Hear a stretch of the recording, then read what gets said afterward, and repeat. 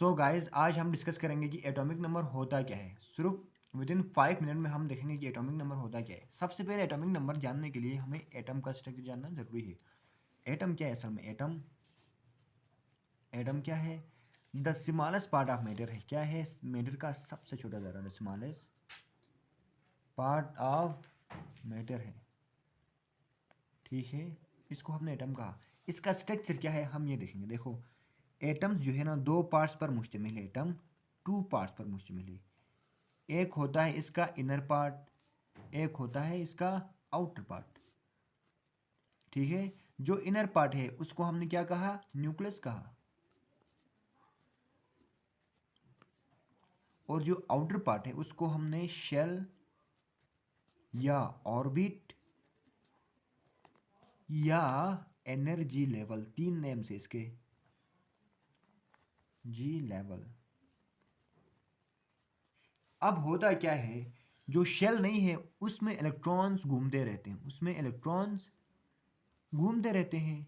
ठीक है, शेल में क्या चीजें होती है? इलेक्ट्रॉन्स होते हैं। और इन इलेक्ट्रॉन में चार्ज कौन सी होती है? नेगेटिव, नेगेटिव चार्ज होती है। अब आते हैं जी इनर पार्ट। इनर पार्ट के अंदर क्या है? हमारे पास दो चीजें होती है, एक होती है प्रोटॉन, एक होती है न्यूट्रॉन। प्रोटॉन को हम पीछे जाहिर करते हैं, और प्रोटॉन, और इन प्रोटॉन्स में पॉजिटिव चार्ज होती है। और न्यूक्लियस के अंदर एक और चीज होती है जो कि न्यूट्रॉन, जिसको हम न्यूट्रॉन कहते हैं, और इसमें नो चार्ज होती है। ठीक है, तो हमने क्या देखा यहाँ पर? एटम के दो पार्ट्स होते हैं, एक आउटर पार्ट होता है, एक इनर पार्ट होता है।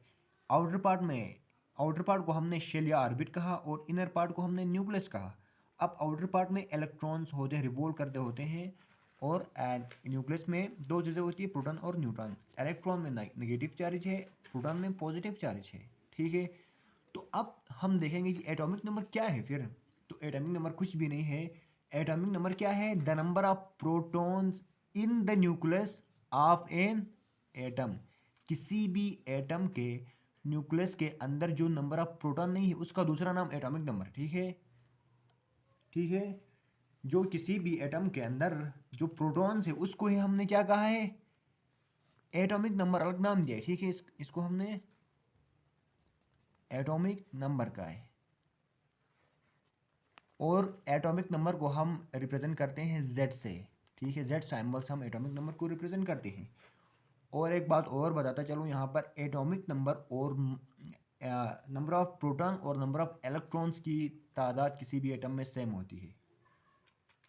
कभी कभार न्यूट्रॉन भी सेम होते हैं, तीनों के तीनों सेम होते हैं, कभी कभार डिफरेंट होते हैं, वो हम डिस्कस कर लेंगे आगे। तो एटॉमिक नंबर का डिफाइन ये था कि the number of protons in the nucleus of an atom, इसका एटॉमिक नंबर। That's it. चलो एक बार हम रिवीजन कर दें कि हमने आज क्या पढ़ा। एटॉमिक नंबर हम पढ़ रहे थे। एटॉमिक नंबर को समझने के लिए हमें एटम का स्ट्रक्चर जानना जरूरी था। एटम क्या था? The smallest part of matter. ठीक है, यहाँ पर मैं स्मॉलेस्ट लिखना भूल गया, SMALLEST।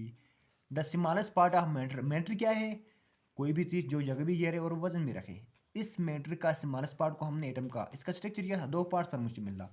Number 1 inner part, number 2 outer part. जो इनर पार्ट है उसको मैंने न्यूक्लियस कहा, जो आउटर पार्ट है उसको शेल या ऑर्बिट या एनर्जी लेवल कहा। ठीक है, अब बाहर आउटर पार्ट में क्या है? हमारे पास इलेक्ट्रॉन रिवॉल्व करते रहते हैं, और इलेक्ट्रॉन में नेगेटिव चार्ज होती है। और अंदर क्या होते हैं? प्रोटॉन्स होते हैं, प्रोटॉन में पॉजिटिव चार्ज होती है, और न्यूट्रॉन होते हैं, न्यूट्रॉन में नो चार्ज होती है। और जो नंबर ऑफ प्रोटॉन है उन्हीं को हमने एटॉमिक नंबर नाम दिया था। आई होप कि आपको समझ आ गया होगा। नेक्स्ट वीडियो में हम देखेंगे कि मास नंबर क्या है, हमारे पास मास नंबर और आइसोटोप्स क्या होते हैं।